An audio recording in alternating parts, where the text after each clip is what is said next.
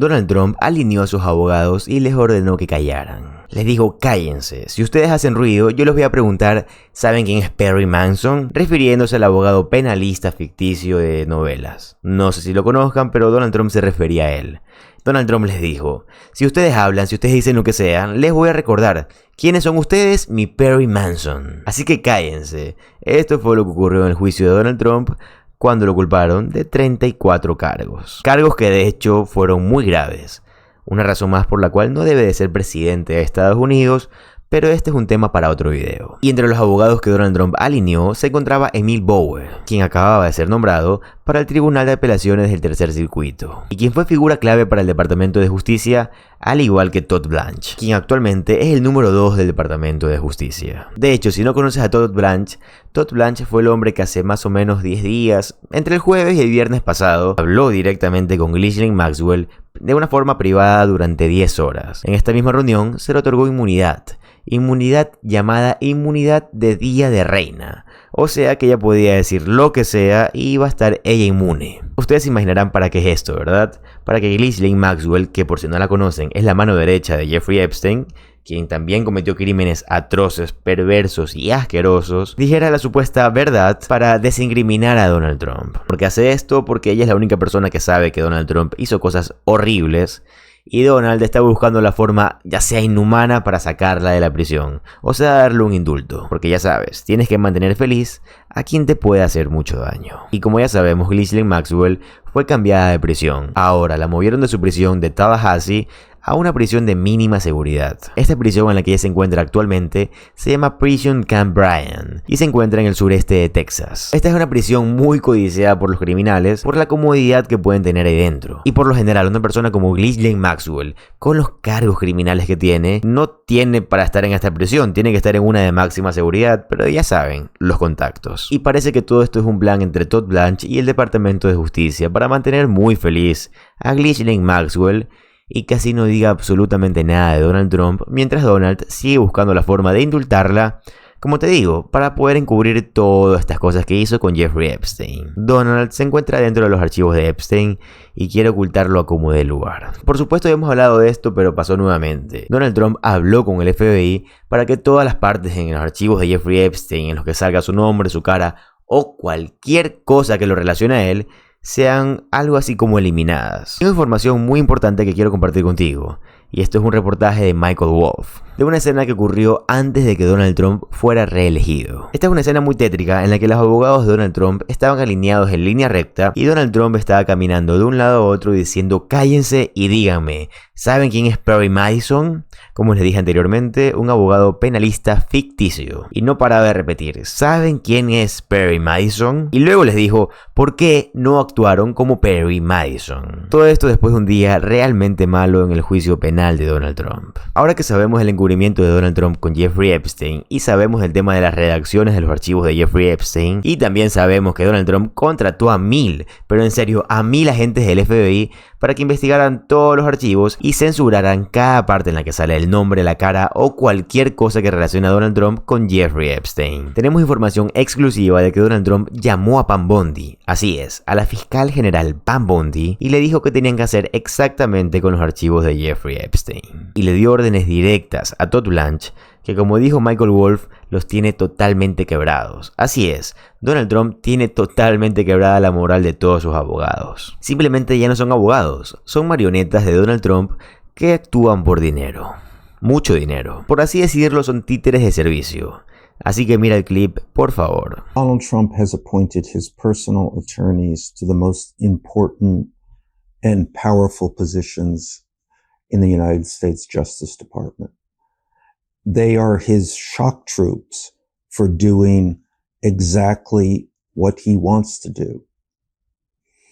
Anybody who's ever dealt with attorneys knows that in most instances, they tell you what you can't do before they tell you what you might be able to do. That's entirely been turned on its head in the Trump administration. There's no filter. They do what he wants them to do. No pushback, no consideration. They get orders, they follow them. Pam Bondi, on her own volition, said that she was going to release these Epstein files, and immediately reversed herself as soon as a furious call came from the White House. And by the way, Trump is on the phone with her many times a day, giving her direct and explicit orders. Todd Blanche went down as soon as the Ghislaine Maxwell, the threat of Ghislaine Maxwell became real. On the president's orders, he was sent down. He was sent to Florida to figure out what she knew. Emile Beauvais, who has just been appointed to the appellate court, and in all likelihood will be Trump's first choice to the Supreme Court. Alina Habba in New Jersey, who was rejected as the federal prosecutor, but Trump has overruled the courts and imposed her on that office. These are not just loyalists. Something else has happened here. Something broken in these people. During his recent courtroom appearances throughout the campaign, there was one moment that he had what he thought was a particularly bad day in court, and usually he thought every day was a bad day in court. And afterwards, he lined up all of his attorneys, just made them line up, and then walked back and forth, and then yelled at them when he thought they were fidgeting. And then he finally said,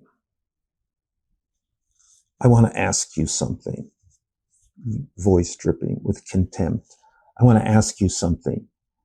Have you ever heard of a man by the name of Perry Mason?" This was not a rhetorical question. He made them each answer. Did they know who Perry Mason was? And then he asked them, "I want you to tell me if you can do what Perry did." And I guess what he meant by that was Perry Mason was a television lawyer and he won every case. It is there were constantly examples of this kind of treatment, a contemptuousness, a cruelty even. Once, in one occasion, Alina Habba lost a motion and they came out of court, and he just directed a stream of obscenities at her, essentially saying, not essentially, literally saying, "You are a piece of shit." These are the same people, understand this, who now run the United States justice system. So it is not just that they are loyalists, not just that they are professionals who work for Donald Trump, but I'm going to argue that these are broken people. They understand that if you make a pact, a devil's pact to work with Donald Trump, you don't have an alternative to disagree with him. You are his person. He owns you, and he owns you because of his contempt for you. Stockholm syndrome, I suppose. And this goes kind of even beyond this to create a culture in which there is no other alternative but to bend and break. Now, the Trump legal circle is really run by a man by the name of Boris Epshteyn. And this is Boris has been in the Trump circle since the 2016 campaign and been learned a greater level of being abject than almost everybody else. I mean, he is the ultimate yes man. I mean, there is in the Boris consciousness no to Donald Trump. No, nothing but just to be pliant, just to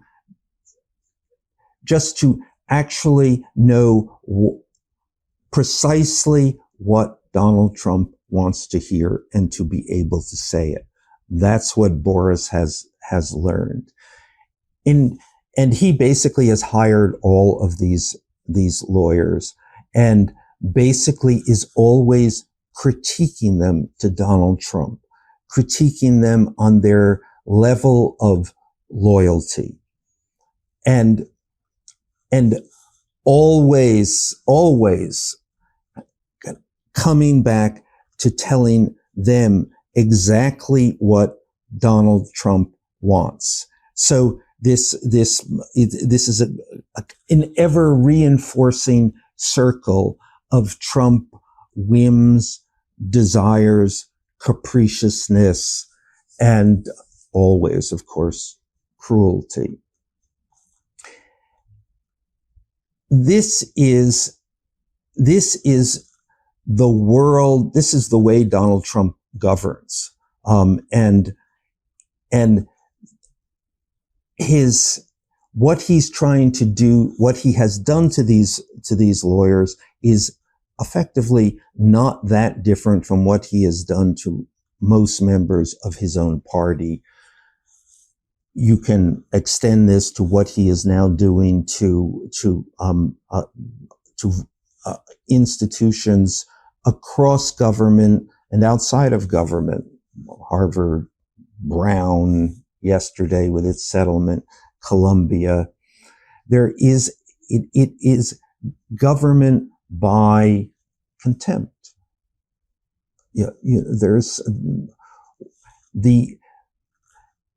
He needs to dominate. He needs to force. He needs people to bend to him. And he will do this in a way and does this in a way. I mean, he can't give up. He just goes on. The discussions throughout the campaign, the discussions in his inner circle about how he treated these lawyers. I mean, it scared everybody. For one person to be able to treat other people like this without that barrier, without that shred of empathy for other people, particularly people who work for you. And it is that everyone is considered a piece, a pawn, disposable. I mean, he assumes the worst of everyone and proceeds to treat them that way. And you might think that would mean that people would run from him. And of course, many do, but many don't. And those are the people who now populate the executive branch of the United States government, Donald Trump's government. Ahora, lo que está pasando actualmente en Estados Unidos es totalmente deplorable.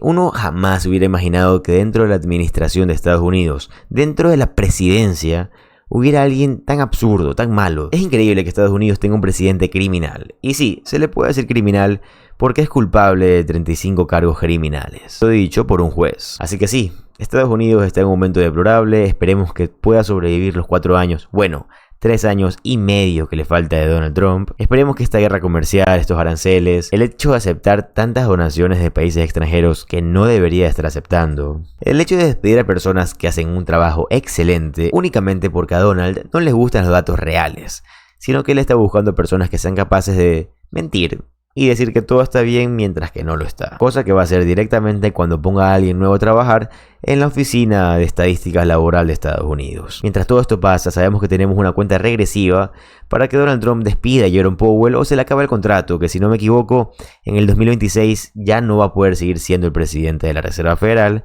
y Donald Trump va a poder contratar a otra persona. Y bueno, espero que te haya gustado esta información que te acabo de dar. Como siempre, trato de dártela de la forma más sencilla de entender y explicándote un poco de contexto. Yo sé que para muchos hablo demasiado o repito las cosas, pero es que hay muchas personas que de verdad primera vez que me ven o no entienden el contexto del por qué y tengo que repetirlo una y otra vez. Si tú eres un usuario recurrente del canal, te pido disculpas por que a veces repito cosas, pero muchas gracias por ver, te lo agradezco de todo corazón. Espero que hayas disfrutado el video. Como tú ya sabes, para mí lo más importante siempre va a ser saber tu opinión y me encantaría que la dejes en los comentarios. Está además ser redundante en esto, pero si te gusta el contenido de política estadounidense, te gusta estar siempre informado, te va a encantar suscribirte al canal, ya que hago videos todos los días. Mi nombre es José Alvarado, soy economista y estoy comprometido a informarte todos los días. Nos vemos en el siguiente video. Adiós.